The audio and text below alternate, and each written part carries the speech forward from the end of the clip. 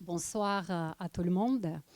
C'est pour la deuxième fois en Suisse. J'ai un immense privilège et le plaisir de remettre ce prix ICF Suisse Prism Board. Mais avant de le remettre, j'aimerais en quelques mots vous expliquer qu'est-ce que c'est ce prix, à qui il s'adresse et quels sont les critères de sélection des candidats. Alors, qu'est-ce que c'est ce prix? C'est un petit peu comme un Oscar ou une médaille aux Jeux Olympiques qu'on remet à une entreprise qui a introduit de manière remarquable le coaching, le programme de coaching. Au niveau international, ce programme a été mis sur pied en 2005. Il y a à peu près 20 d'organisations qui ont reçu ce prix. Et au niveau suisse, nous avons commencé l'année passée.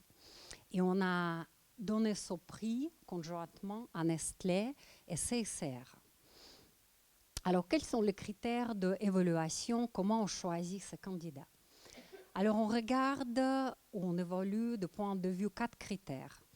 Premièrement, on regarde quels sont les coachs qui ont participé au programme. Combien il y a de coachs internes? Combien il y a de coachs externes? Sont-ils accrédités à ICF? Ont-ils suivi les programmes qu'ils ont accrédités à ICF? Est-ce que le code d'ontologie est-il appliqué, surtout du point de vue confidentialité? Est-ce que tous ces coachs étaient supervisés? Alors ça, c'est le premier critère. Deuxièmement, ce qu'on regarde, comment cette politique de coaching s'inscrit-il dans la politique et la stratégie de développement des cadres et des collaborateurs? Est-ce que cette philosophie de coaching est compatible avec les valeurs de l'entreprise? Pour vous donner un exemple de l'année passée, par exemple Nestlé, qui était un des gagnants, pour eux, la stratégie, c'était de s'inscrire coaching dans la culture de l'entreprise. Et pour cela, ils ont mis sur pied un programme qu'ils ont appelé Everyday Coaching. Ils ont formé des milliers de collaborateurs à travers le monde entier. Troisièmement, on regarde l'impact. Quel est l'impact de ce programme sur la vie d'entreprise? C'est vrai que c'est très difficile de chiffrer cet impact en France-Suisse, mais il y a les différents indicateurs parlants. Il y a les feedbacks de gens qu'ils ont reçu le coaching. Il y a les feedbacks de line manager. Il y a aussi certaines entreprises qui ont introduit le coaching dans leur outil d'évaluation 360, où coaching devient une compétence managériale. Alors, on regarde tous ces critères. Par exemple, du point de vue impact, j'ai beaucoup aimé la phrase de Yves D'accord, le directeur général de CSR, le deuxième gagnant de l'année passée, qui nous a dit, quand on l'a demandé quel était l'impact, il a dit « ça a très profondément touché ce qu'on n'arrive pas à toucher dans le leadership classique, l'être humain ». Et le quatrième et dernier critère, on regarde comment cette initiative s'inscrit à long terme dans la politique entreprise. Est-ce qu'on peut imaginer, par exemple, que coaching il devient un pilier de leadership ou, comme le souhaite Nestlé, ce qu'il nous a dit la responsable de coaching de Nestlé, ils veulent que coaching il devienne l'ADN de l'entreprise. Voilà, ça, c'est les 4 critères principaux. Et maintenant, je passe la parole à Virginia, qui va vous expliquer comment ça se passe concrètement, quel est le processus de sélection des candidats. Merci beaucoup. Merci, Elena.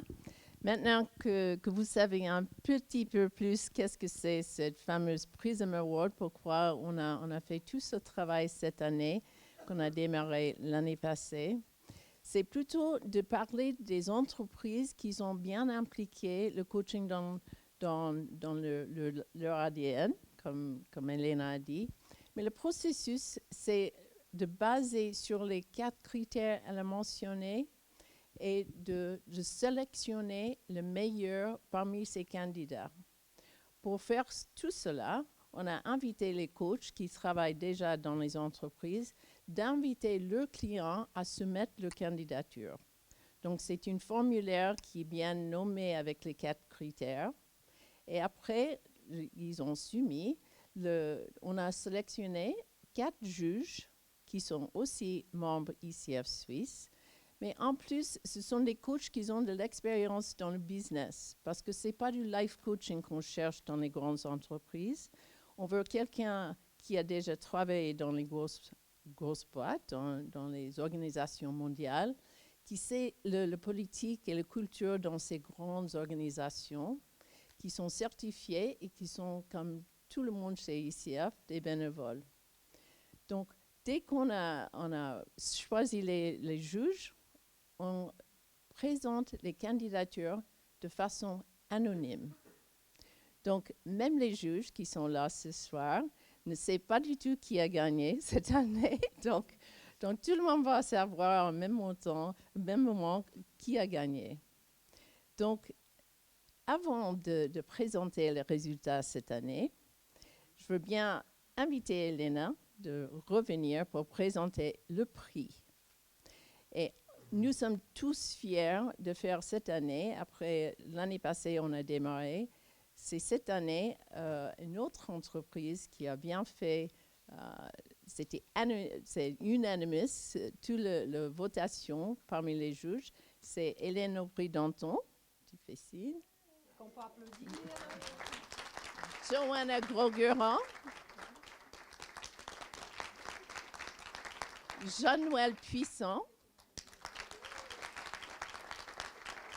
Et Pierre-Alain Colère, qui n'était pas, c'était pas possible pour venir ce soir. Mais tous ces 4 juges nous ont beaucoup aidés dans le processus. Et Elena, c'est le moment. Et le gagnant. Bien, et le candidat, c'est le gagnant. Non?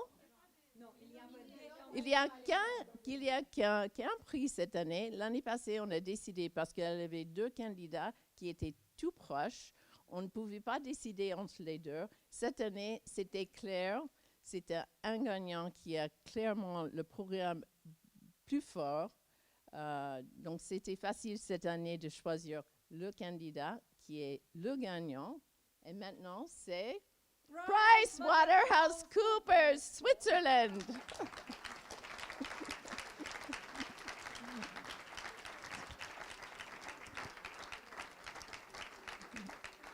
Donc, j'invite maintenant le représentant de PricewaterhouseCoopers Switzerland de venir sur scène avec le coach ICF qui a présenté PVCW Switzerland, David Hertz. David? Voilà.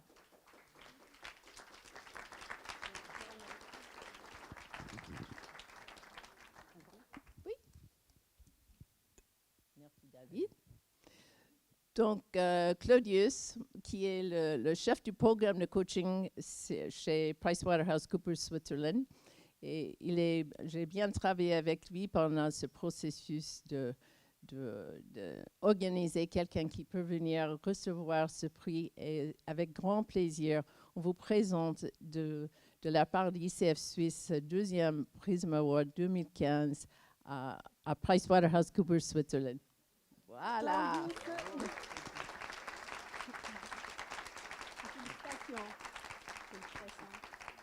Voilà un petit statut et aussi un certificat. Vous pouvez prendre dans votre bureau, où vous voulez. Mais voilà.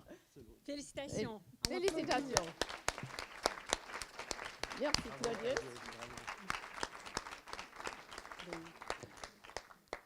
Donc maintenant, je passe la parole à Claudius pour nous expliquer un tout petit peu qu'est-ce qui se passait chez PricewaterhouseCoopers et que ça sera en anglais pour ces 3 minutes. Je reste à côté. S'il y a quelqu'un qui ne comprend pas ce qu'il a dit, on peut faire un tout petit sommaire. Et si on veut poser des questions à lui plus tard, il comprend le français aussi. Donc, soyez à l'aise à lui poser les questions en anglais et en français quand vous le croisez après. Donc, je vous donne la parole. Merci beaucoup. Thank you very much. Thanks for this wonderful prize.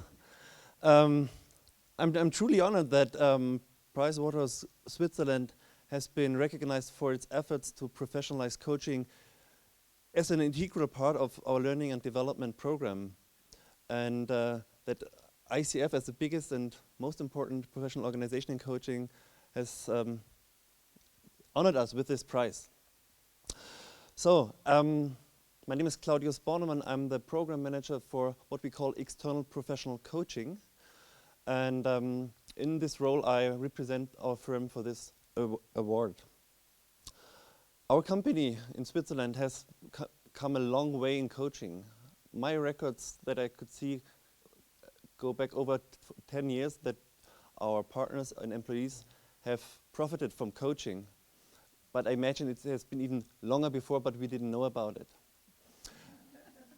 And it was 5 years ago that we were in a position that we did not know who of our employees and partners profited from coaching, with who as a coach, and on which topics they were worked. It was a black box. It was hidden.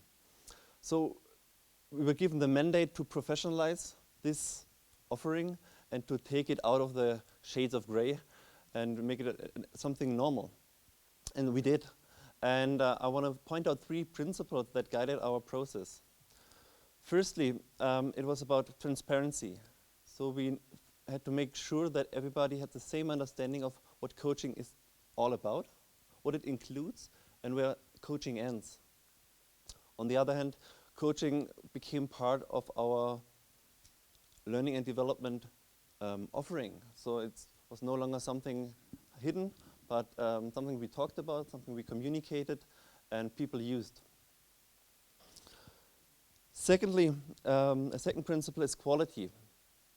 When we started off, we first made an assessment who are the coaches we work with. And then we wanted to make sure that all coaches have the same quality in terms of skills, in terms of education and experience. And that's why we also took as a criteria to be a member of an accredited professional coaching association like ICF as part of our criteria.